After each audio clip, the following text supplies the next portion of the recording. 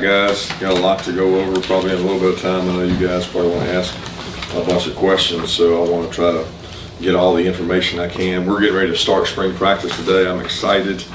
This group has worked really hard since the end of the year last year. We've had a bunch of time to spend together as coaches, staff. Our skull sessions have started.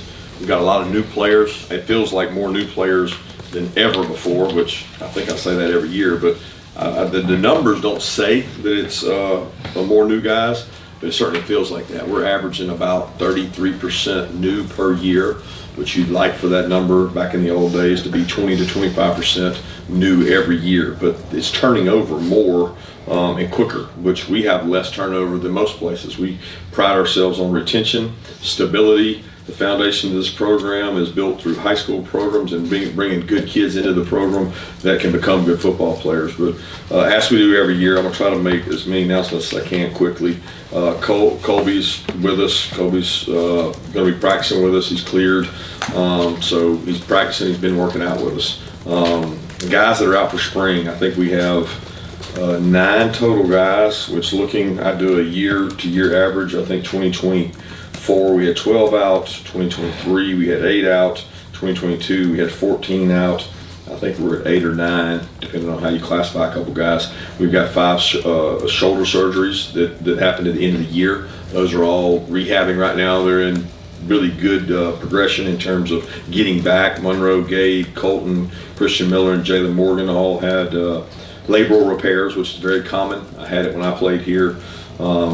And that's, I think, 5 of those. We've averaged 5 to 6 every spring. And then we've got Ryan Montgomery, who's had the ACL repair, Branson, who had the PCO repair, Rod Robinson, who had the ankle repair, and then Thorson, who had the ACL, MCL repair. So those are all guys that are working through things. They may be available for maybe some things in spring, like walkthrough type things, but not in practice spring. And then limited, Joseph Jones-Giles coming off the foot navicular surgery he had, and he looks great. He's working out, running. He'll be limited to start spring and try to get to work his way back. That's kind of where we are from a medical standpoint. We do have some soft tissue injuries coming out of the off season, but nothing substantial there. So I'm excited where we are in terms of guys being able to be out there, because we've got a lot of healthy guys that can get reps. So I'm excited about where we are for the spring. Looking forward to getting out there and kind of seeing our guys. You guys will have a lot of questions, I'm sure, about new guys. I don't know, because I haven't got a chance to really see them. I can tell you what they look like in shorts and running around at workouts, but we haven't done a lot of football work until we start up today. So that's what we'll be doing moving forward. With that, I'll open it up for questions. Yeah, Coach, I'm sure there was an assessment period of the off season. What did you guys take away from last year and learn in terms of areas of improvement that you guys need to make as a whole? Yeah, I mean, you do it every year, regardless of the year. I'm sure the outside world thinks if you win every game, or you win a national championship, or you lose every game, that the sky's falling, or everything's hunky-dory. For us, it's always an approach of how do we get better? How do we improve? The first way to do that is through recruiting, through the transfer portal, through talent acquisition. The next is through looking at other things people do. Special teams was a big emphasis for us. We spent a week really on that in quality control. We spent each side of the ball had 2 full weeks in, and then the week before spring break. So we got really 3 weeks, 15 days of work on each side of the ball to look introspective and out to see what we can do to be better everywhere. And some of that's utilization of your personnel, which you don't actually know that yet. You're still trying to figure that out. We've got new players coming in on both sides of the ball. We'll find out a lot about them this spring, but we do a very, very intensive study of not only ourselves but other people. And when you go back and you watch everything you watch, you're taking into account who are you playing against.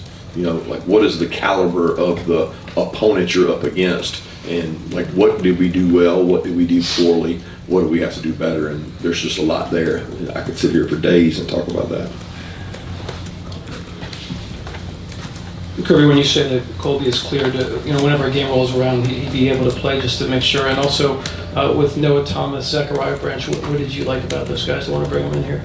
Yeah, I'm excited about both those guys. Both really good players. Both have been successful in their organizations where they've been. They're both talented pass catchers, which seems to be the largest turnover position there is. Outside of quarterback, there's only one. That's the one that has the most transfer at his position. Receiver's probably next. And both those guys they're high caliber athletes, but they're high caliber people. And I've enjoyed working with them. The Branch brothers have been a great kind of injection into our off-season energy and workouts. They love working out. Their father trains guys. They love training. So the culture and work ethic that it requires to be successful here, they've jumped right in and done a great job of that. Noah has too. He's played in the SEC. He's been successful. So, we still got to go out and do it on the field. But I'm excited about who they are. Coach, you kind of touched on this just a little bit ago. You mentioned when things go wrong, people's always looking for somebody to blame.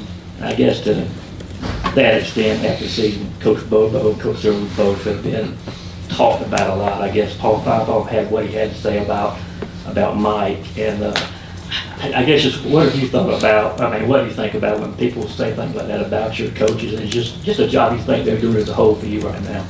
Yeah. To be honest with you, I don't get into it much. I worked in a place for 10 years before I came here, and it's my 10th spring, so that's 20 years that, I really don't pay much attention to anything outside. I got a lot of confidence in this organization, the foundation we've built.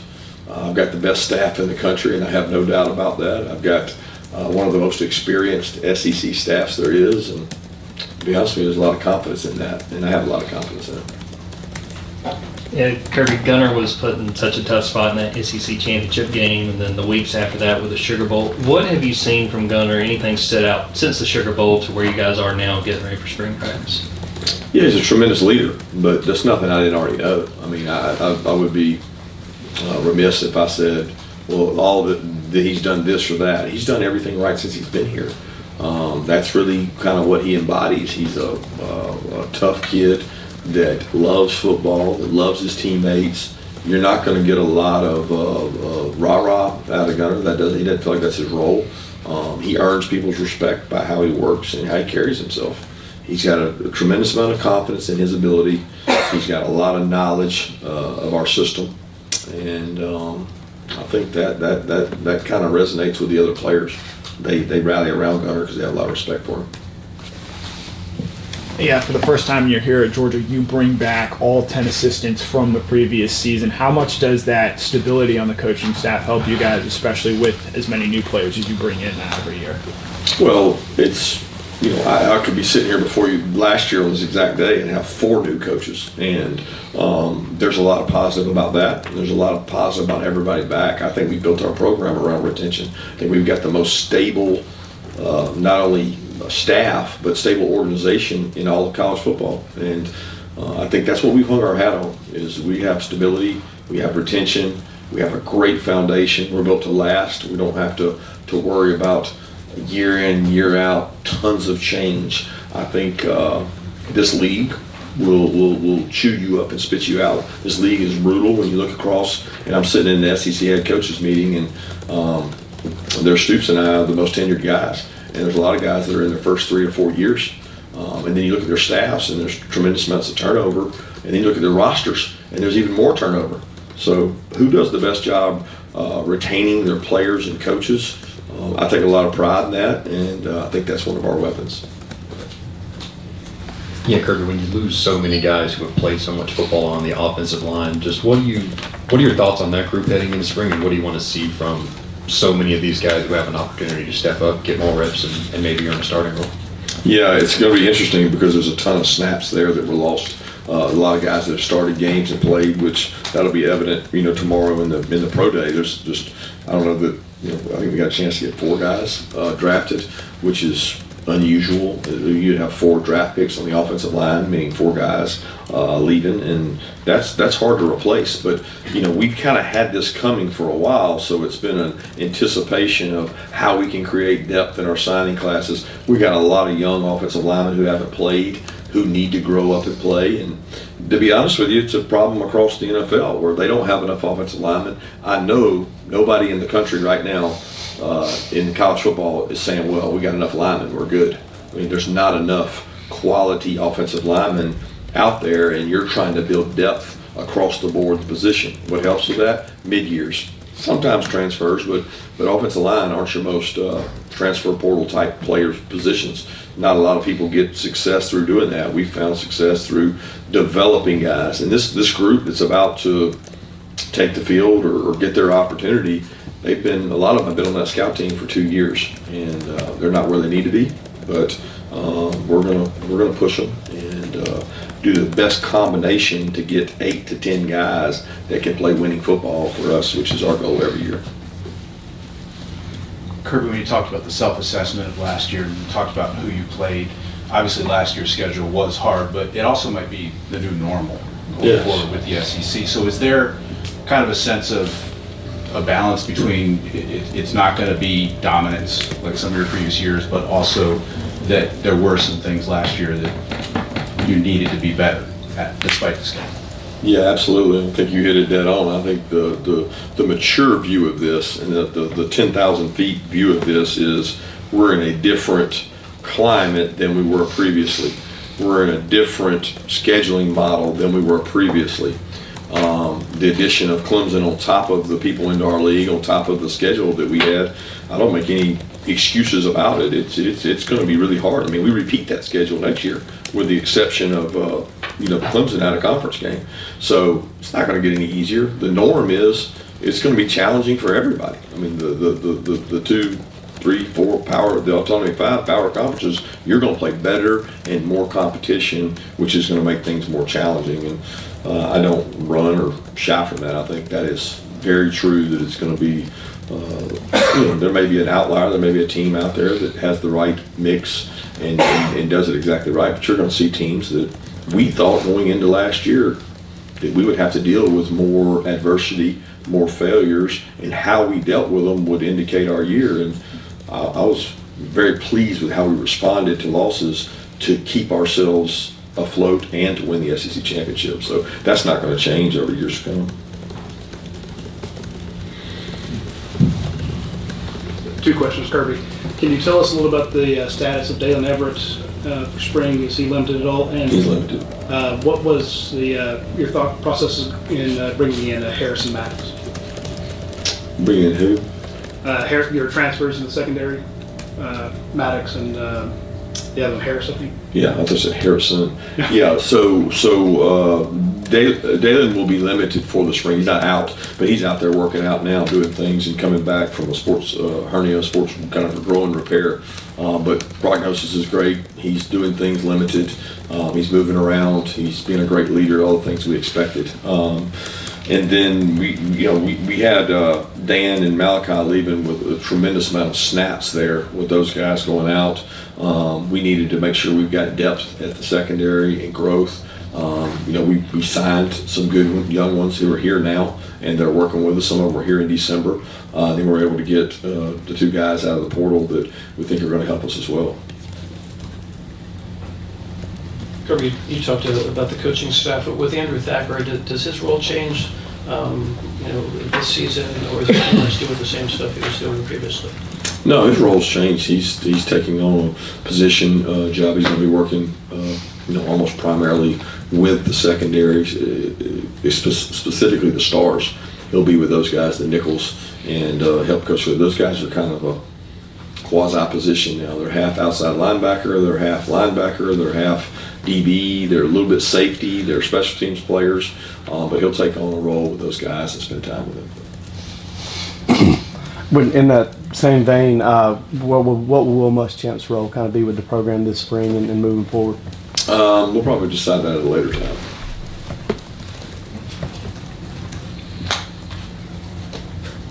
Kirby, I know there's competition for position every spring, but in terms of the quarterback position, I don't know if true is the right word, but competition at that position in terms of snaps, distribution between Ryan and Gunner, and then also I'm wondering with the advancement of all this NIL legislation and rules, has your organizational chart changed in terms of who's doing what in the roster management area?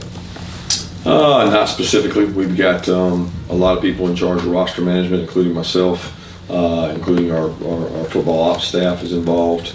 Our operations / player development, player personnel staff, everybody gets involved in that. It's a team effort.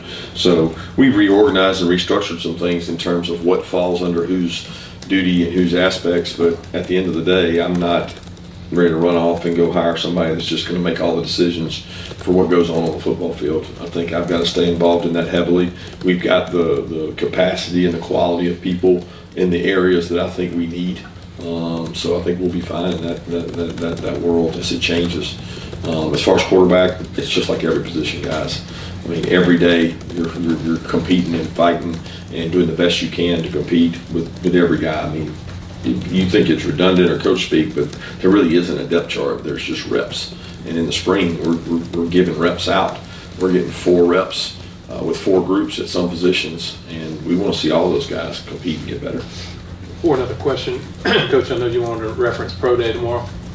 I don't know where you guys are. I'm not going to be at the Pro Day tomorrow to be able to do the media, so I wanted to give you guys an opportunity if you wanted to. I'm going to be here tomorrow for most of the day, but I've got to leave at some point, so I won't be out there for the Pro Day during it. And if there's any questions you guys have about the Pro Day or those guys, feel free to ask. I'm really concerned with my team, not concerned with the Pro Day, but the Pro Day is certainly important to a group of players who have been tremendous for Georgia, and we all have talked about the accolades they have and the winningest record in the history of the school, and they've done a lot of good things, and I know a lot of them will do well tomorrow, but I'm not going to be out there the whole time for that. And Kirby, there's coaches out there canceling spring games left and right. Some have talked about moving spring practice to a summer. How much of that did you evaluate, and why is it important for you guys to have G-Day kind of as normal this year? First of all, I think there's a lot of, everybody wants to talk about that and make it about the portal and make it about this decision to not or have spring games based on the fluidity of players. I don't know that that's every coach's reason. There's a lot of coaches that didn't like the spring game before the portal ever came about. Everybody has different approaches. My approach has been I like to have spring football games, but that's every year we make that decision based on where we are. We haven't even practiced yet. So, it would be remiss if I said 100% I'm dead set we're having a spring game. I leave every option open. That's my 15th practice. So we can do what we want to do. We're planning to have a spring game. I've talked to Josh Brooks about it several times. We've had conversation, but that doesn't mean it can't change. Last year, I think Kentucky didn't have any defensive linemen healthy. They weren't able to have a spring game. So we don't know. Like, I can't forecast the future to know exactly what's going to happen 15 days from now. I do know we have to get better, and we've got to practice football. So when that happens, as it goes, we spread ours out over more time than most people. We have 5 weeks, and we have 3 practices a week. So we want to try to get recovery and stay healthy so we can have really good practices. But I like spring games. I want to have a spring game. I think it's important because you allow kids to play that don't typically get to play. You sometimes allow fans to enjoy an experience in Athens that they normally wouldn't get. But I'm not ready to say that it's 100%. Since you're asking about the Pro Day guys, I want to kind of ask about Malachi and Michael. With Malachi, how much have you talked to NFL teams about his ability to play both nickel and safety? And with Michael, I guess he said at the combine that he was playing pretty hurt for a lot of last year, kind of fighting through it. What do you remember just about him trying to cut through some of those games? Yeah, Malachi is a very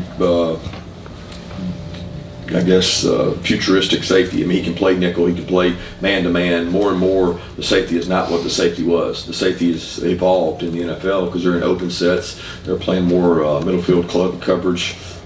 He has to be able to play man-to-man. He has to be able to cover people, matchups on tight ends as they bring more and more tight ends to the league. Like he fits what teams want to do. So he's he has a lot of value in the National Football League in terms of matchup and cover, because every game comes down to matchups in their league. So everybody's asked about that, and more teams are intrigued at his versatility. As far as Michael, he was a warrior this whole year. You know, he was dead set he wanted to play in the Alabama game and pushed so hard to come back, and he wasn't 100% then, and he was a lot of games he only played a few snaps in because he wasn't 100%. If you go back to the Auburn game, he was jumping and tearing at the bit to get in those games. And I think when those teams look and they see how you create value for yourself, there's more of a time in the National Football League where people have to play at 80 and 90% health because they don't have another option, and their 80 and 90% is better than the guy that could get off the streets 100%. So they want kids that have toughness and can play, and I think Michael battled through that all year, and it was really tough on him because he had one of the best fall camps that I've ever seen. And the good news is all those scouts saw that too, and I think that'll pop up where he gets drafted at, because for a guy that's going to get drafted really high, he wasn't 100% all year, but they respect the fact that he pushed through and competed. Yeah, with this team and there's so much newness, what do you hope to learn about them this spring? Yeah, I want to see the fire. I want to see the passion, the energy. I want to see who wants to be a good football player, who really cares about this game. Like, they care more about the game than they do about their NIL revenue stream. Like, if you really, really, really care about the game and you want to be good, it doesn't matter about any kind of money. It matters how I play the game. And more we're seeing across college football, the purest, the ones that care about the game the most, play the hardest. And usually the team that plays hardest wins. I know everybody thinks it's just whoever's more talented, but there's a whole lot to how hard you play and how much you care about it. So my goal is to find out, how hard do you want to play? How much do you really want to be great? Because if you do, it'll show by how you practice. Time for one more question.